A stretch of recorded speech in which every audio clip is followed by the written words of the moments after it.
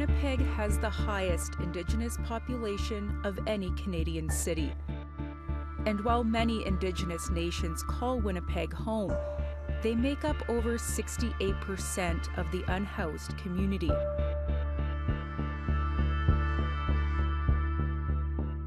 Here on what Winnipeggers call the Main Street Strip, the most vulnerable tend to gather.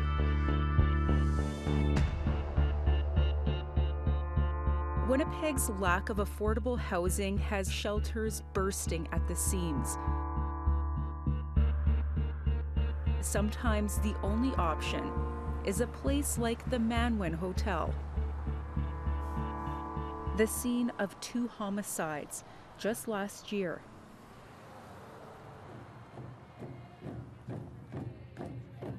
In October, calls to have the hotel shut down attracted media attention. Barb Guimond, the woman behind the protest, wants the hotel closed for good. No person should be living in there. I'm sure we can do much better than this. Frontline workers walked news cameras along the Manwin's creaky stairwells and sinking sponge-like hallway floors littered with drug paraphernalia.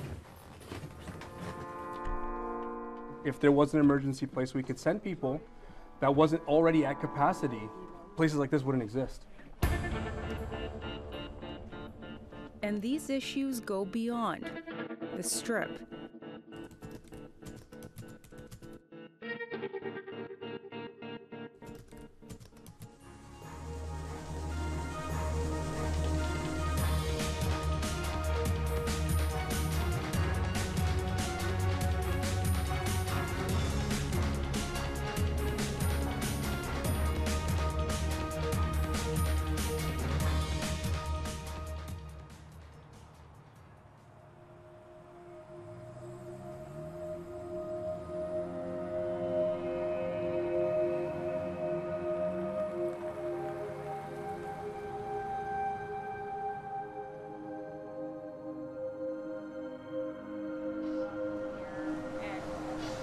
Why do you walk around here? Just to check on the people. I'm glad that my parents could drink it because I don't know where I'd be today. Or where we'd be as kids. I mean, as adults, and maybe we could be up. We could have easily just ended up on the street here. Barb Guimond has been here before.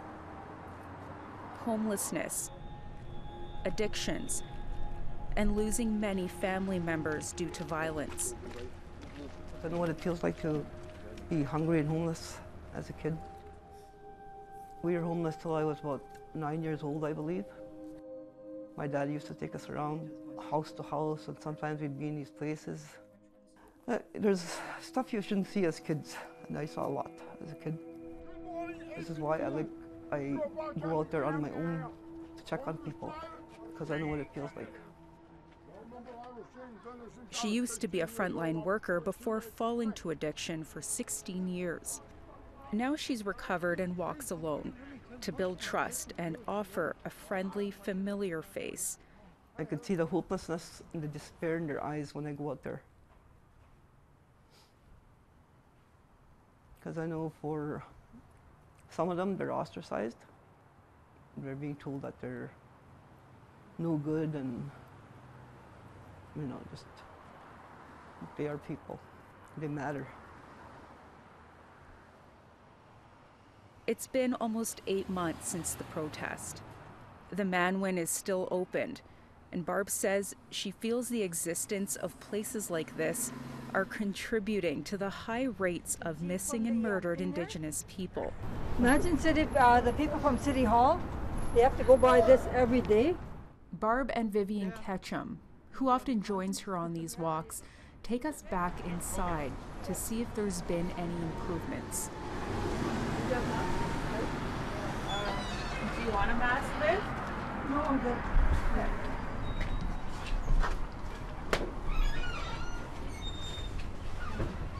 Forgot to bring a flashlight. Oh, watch that. Still the same as last time we were here with Bill. They Yeah, still the same condition. still the same condition when they said they were fixing it? This is one of the communal bathrooms. Yeah, I guess so, yeah. That other one, that other bathroom, we were in there, There's no tap here. This isn't a typical hotel. There isn't a front desk with staff to welcome you. And most of the washrooms are shared. So we have a shower here without any sort of privacy. when we came there was a girl in there and then the guy just walked in. There's no doors or nothing. There's no tap here either. The hot water tap is missing.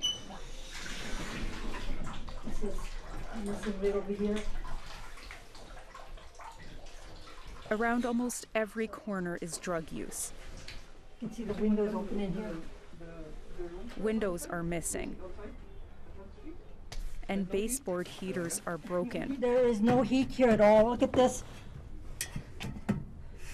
No heat at all. So how are people staying warm if these base heaters aren't working? Well, the last time we came, we asked one of the guys and they said they were bunched up in one room This for is body heat. Yeah. somebody's needle. It's nihilist. Nihilus Bruce also comes here to check on his friends and family. Nihilist. Okay, just checking up on you. His brother rents this room. You want it from here? Oh, jeez.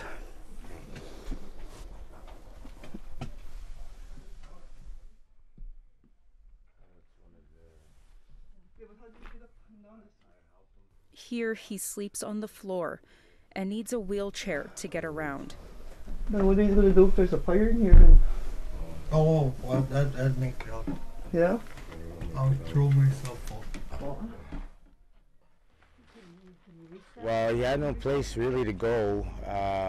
He was at the Fountain Block where there was a fire started and everybody had to evacuate, and so everybody was left on the street. I'm just worried about his safety. I check up on him on every other day. It's hard to sleep around here. This isn't home. It's a last resort. And it costs $600 per month with employment and income assistance, or EIA, through the Manitoba government.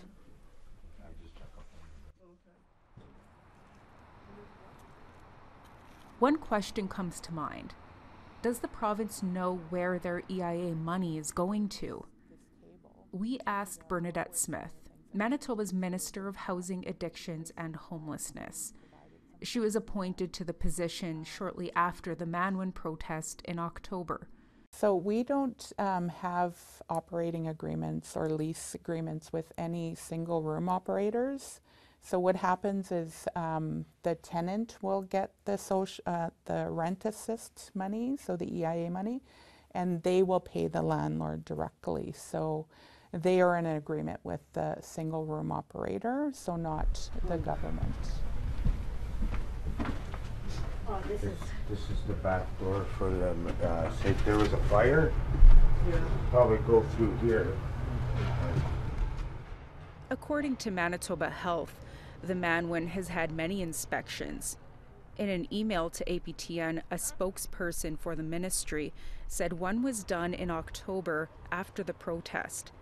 It was found that the hotel owner did not comply with a notice to repair order that was issued 2 months prior in August. It included repairs to showers, toilets, and leaking pipes, holes in walls, and adding doors to washrooms with privacy locks. According to the Health Protection Unit, the owner had completed all necessary repairs, but those issues were all still visible when we were there. We do have health inspectors that go out and do checks. So if any of these residents are concerned about these conditions, they can make a report and the health inspectors will come out and check these conditions and they will action these items. So I would suggest that these residents make a report They can go online and do that, and there are several agencies that will help them do that if they don't have access to, the internet or a computer. We tried calling owner Akim Kambamba many times. All calls go to a generic voicemail. In a previous report by City News in October, Kambamba said he's providing accommodations for people who have nowhere to go. And where would the tenants of the Manwin go if this place didn't exist? Hello. Hi. Me. What's going on? We're just doing a... Did you get permission and the signature, and if so, can I see it? Before we could speak with more residents, our tour of the Manwin is cut short. And don't come back till you've gotten the consent from Hakeem, the owner. And if you We later discovered this woman is a resident and was not in a position of authority, but we left to avoid confrontation. Now, leave. Turn it off.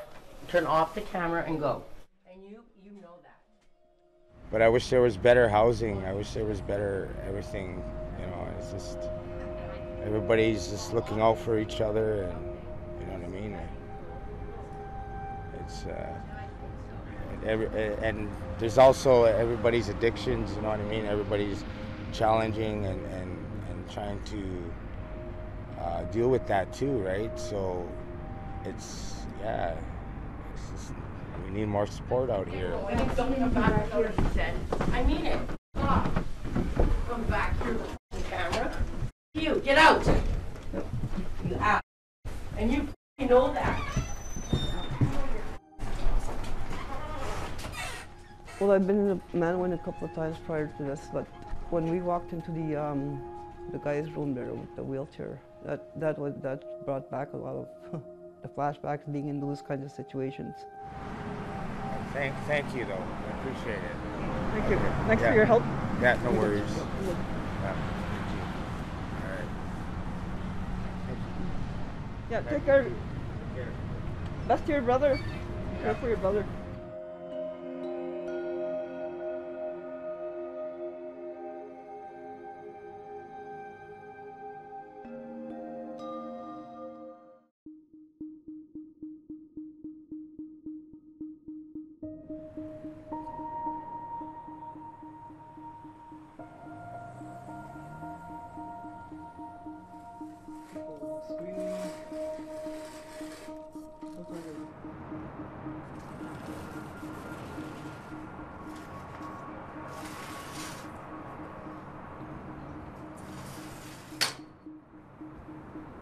Before I fell into my addiction, I used to work I worked in treatment centers, I worked in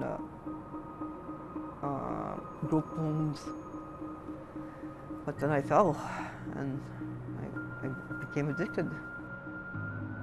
And here I thought I'd never ever do that, but I did. Don't never say never, because it could happen to anyone, no matter what walk of life you come from. Barb Guimond is from Saging First Nation and moved to Winnipeg 7 years ago. She insisted on wearing her mask during this interview as she told stories that were passed down to her on the streets. To the back of the Manwin here, around the area. The most common one is there's nothing back home. There's no housing back home. And sometimes a few of them I've talked to, they said they're here for medical reasons and they get stuck out here and there's no way back home. My brother, the reason why he ended up out there was because there's no housing back home. Olga Travers's brother, Tremaine, died at the Manwin in March 2023. He was 33 years old. He moved back and forth between the city and his home community of South Indian Lake. A lack of housing on reserve kept bringing him back and eventually led to an addiction. Olga spoke with us over Zoom from South Indian Lake, 12 hours north of Winnipeg. We couldn't meet with her in person. Her community has been planning funeral after funeral. Her cousin recently died in an apartment complex not far from the Manwin. Nobody should have to live in those conditions. It breaks my heart to see that. And I know my brother also cared for them. He didn't just die there. He wanted people to know what it was like to be there. He had a lot of ambitions. At one point he wanted to be a trucker, and he was also very into drawing.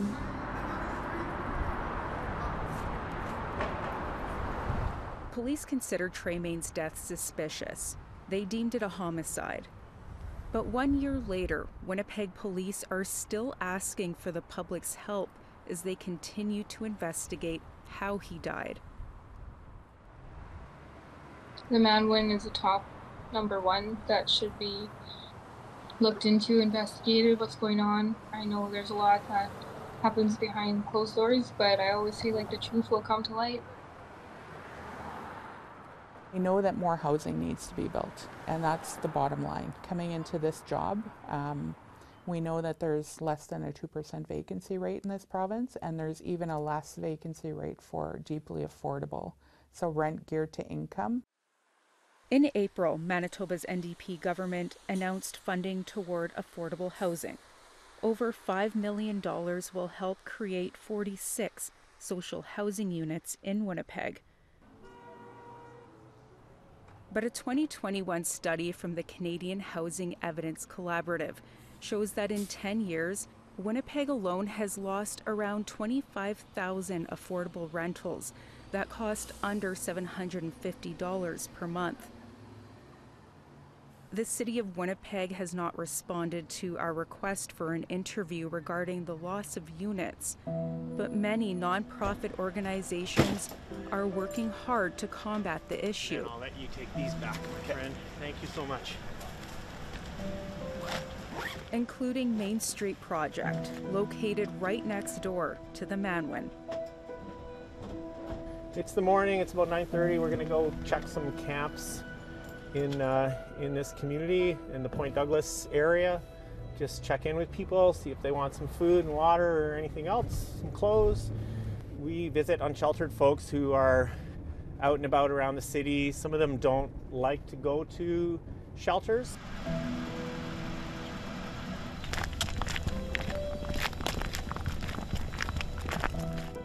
Main Street Project, you want to come to the van? It's Sean in Meredith.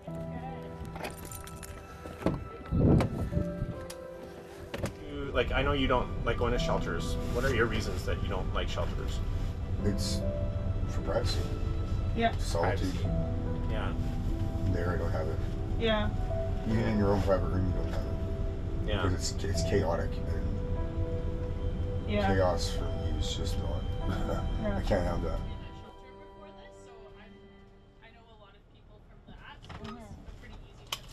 Ray, just gonna take a quick look, bro, because you said you weren't feeling good. Oh, yeah, it's one of the texts that Yeah.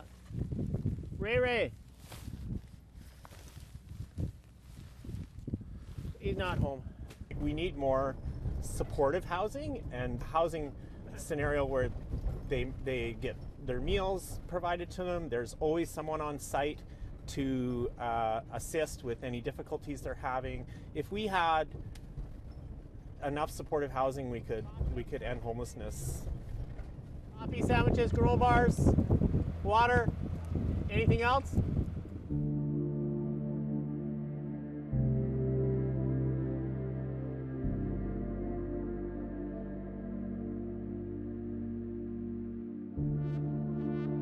Some of us live on the reserve our whole lives, and then they're just sent to the city afterwards, and they don't know how to deal with all of how the city is.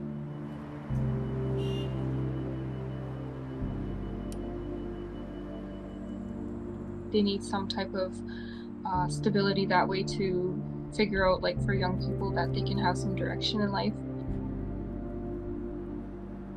Especially with housing, because housing is one of the top priorities, and I don't see why we should be lacking it in any way. Across the street is the Bell Hotel, also run by Main Street Project. At one point, the Bell was considered a last resort for people with little to no housing options. Now it's a safe, secure, permanent housing complex. So I think this is one of 3 that are available right now that are vacant. But the waiting list is very long, and we're regularly contacted by, say, social workers who work in hospitals and other referral agencies to try and get a space here. It's time for all levels of government to invest in public housing. And it really needs to be public housing. So what we're concerned about is that if low-income housing is provided by private sources, we're looking at low-income folks paying rents, whatever the rents cost, into private purses. And you know, the benefits of that can go to whatever that private person wants.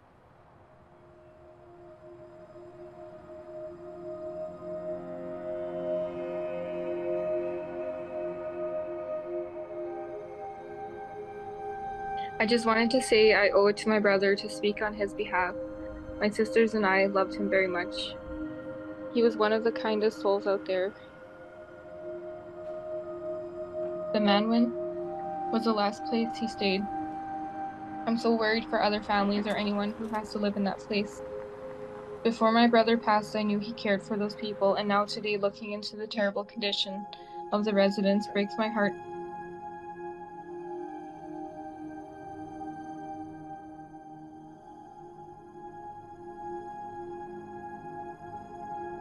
The government really needs to step up for our people. We are, after all, on Turtle Island.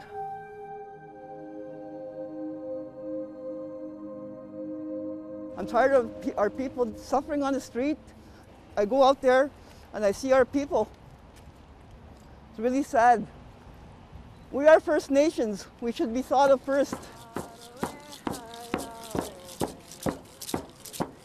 Barb's fight to shut the Manwin down continues outside City Hall. Everyone here has been impacted by unsafe housing in some way. Well, I'm a 32-year addict. I've been on the streets. I've had a good insight to what's going on and what's not going on. Our majority of it is our Anishinaabe people out there. We are struggling with a high rate of addictions.